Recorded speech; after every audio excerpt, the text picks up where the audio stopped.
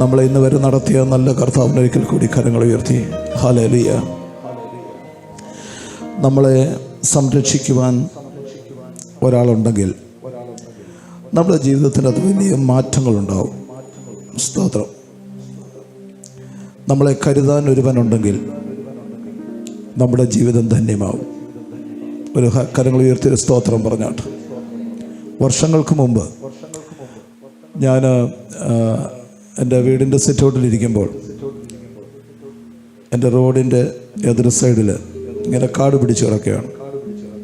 അപ്പോൾ കുറച്ച് യൗവനക്കാർ 10, 12, 15 വയസ്സിന് താഴെയുള്ള കുറേ കുഞ്ഞുങ്ങൾ അതുവഴി വന്നിട്ട് പെട്ടെന്നൊരു മോന് ആ കാടിൻ്റെ അകത്ത് നിന്ന് ഒരു എന്തോ ഇങ്ങനെ വലിച്ചെടുത്തുകൊണ്ട് അവനിങ്ങനെ ഓടിപ്പോയി. അപ്പോൾ എനിക്ക് ആകാംക്ഷ ഉണ്ടായിട്ട് ഞാൻ ഒരു 10 മിനിറ്റ് കഴിഞ്ഞ് ഞാൻ റോഡിലിറങ്ങി അവിടെ നോക്കുമ്പോൾ ആ കാടിൻ്റെ അകത്ത് അതിമനോഹരമായ തുടുത്ത് നിൽക്കുന്ന പൂവും ഒരു ചെടിയും. അപ്പോൾ ആ മോൻ എടുത്തുകൊണ്ട് പോയത് ആ ചെടിയാണ്. ഞാനതിനെ പറിച്ചെടുത്തിട്ട് പിഴുതെടുത്ത് എൻ്റെ വീടിൻ്റെ അകത്ത് കൊണ്ട് നട്ടു. അത്രയും നാൾ ആ ചെടി ഞാൻ കണ്ടില്ല. അതിൻ്റെ കാരണം അത് കാട് പിടിച്ച് കിടക്കുന്നൊരു സ്ഥലത്തായതുകൊണ്ട് ഞാൻ എന്നെ കണ്ടില്ല. പക്ഷേ അതിൻ്റെ അകത്ത് കിളിർത്ത് വന്ന വളർന്നു വന്ന ആ പൂവ് എത്ര മനോഹരമാണ്, എത്ര മനോഹരമാണ്. ആ ചെടികളൊക്കെ നിങ്ങൾക്കറിയാം, പണ്ടുള്ള ചെടിയാണ്. പക്ഷേ ഇത് ഹൈബ്രിഡ് ആയതുകൊണ്ട് എൻ്റെ പൂവിനൊക്കെ നല്ല തുടുപ്പാണ്, നല്ല രസമാണ് കാണാൻ. ഞാനത് എൻ്റെ വീട്ടിൽ കൊണ്ട് നട്ടു, അതിന് വളമിട്ടു. അങ്ങനെ കുറേ ദിവസം കഴിഞ്ഞപ്പോൾ എൻ്റെ വീട്ടിൽ വന്നവരൊക്കെ ആ പൂവിനെ, അന്ന് എൻ്റെ മുറ്റത്ത് ഒരുപാട് ചെടികളുണ്ട്, പക്ഷേ എല്ലാവരും നോക്കുന്ന ആ ഒരു പൂവിനെയാണ്.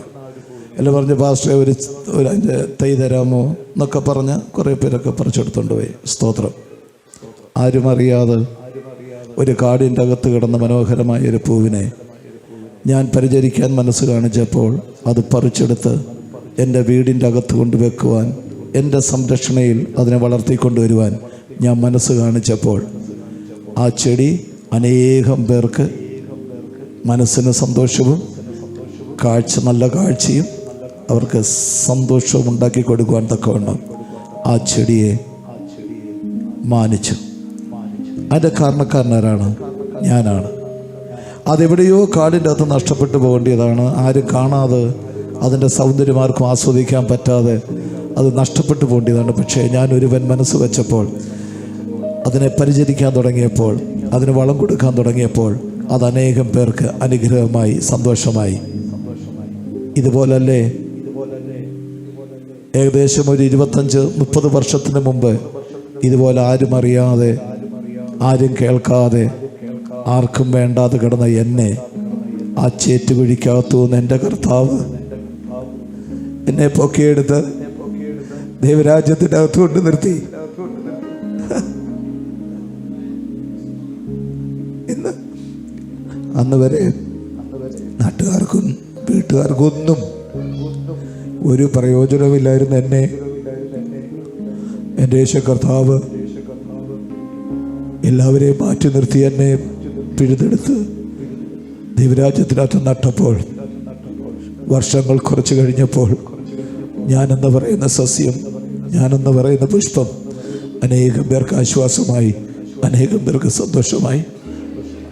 ഇന്നെ കേൾക്കുന്ന ദൈവപ്രിയ മക്കളെ, 99 എണ്ണത്തിനെ വിട്ടുകളഞ്ഞിട്ട് ഒന്നിനു വേണ്ടി ഇറങ്ങി വന്ന എൻ്റെ കർത്താവ് ഇതുപോലെ ചിലതിനെ മാനിക്കാനാ. ഇതുപോലെ ചിലതിനെ മനുഷ്യ നന്മയ്ക്ക് വേണ്ടി, സ്വർഗരാജ്യത്തിൻ്റെ പണിക്ക് വേണ്ടി ഉപയോഗിക്കുവാൻ കർത്താവ് ഇങ്ങനെ ചിലതിനെ കണ്ടെടുത്തിട്ടുണ്ട്. ആ കൂട്ടത്തിൽ ഒരുവനാണ് ഞാനെന്ന് വിശ്വസിക്കുന്നവർ കരങ്ങൾ ഉയർത്തി നല്ലൊരു സ്തോത്രം പറഞ്ഞാട്ടോ. ഞാൻ കഴിഞ്ഞ ദിവസം എൻ്റെ സിറ്റൗട്ടിൽ ഇരുന്നപ്പോൾ ഞാൻ ആ ഭാഗമൊക്കെ നോക്കിയപ്പോൾ ഇപ്പോൾ പണ്ടത്തെ പോലൊന്നുമില്ല, നല്ല റോഡും അവിടെ കാടൊന്നുമില്ല. പക്ഷേ പെട്ടെന്ന് വർഷങ്ങൾക്ക് മുമ്പേ നടന്ന സംഭവം ഞാൻ ഓർത്തു. പെട്ടെന്ന് ഞാൻ എന്നിലോട്ടൊന്ന് നോക്കി. ഇതുപോലെ കുഴഞ്ഞു പോയൊരു മനുഷ്യൻ, ആർക്കും വേണ്ടാത്തൊരു മനുഷ്യൻ.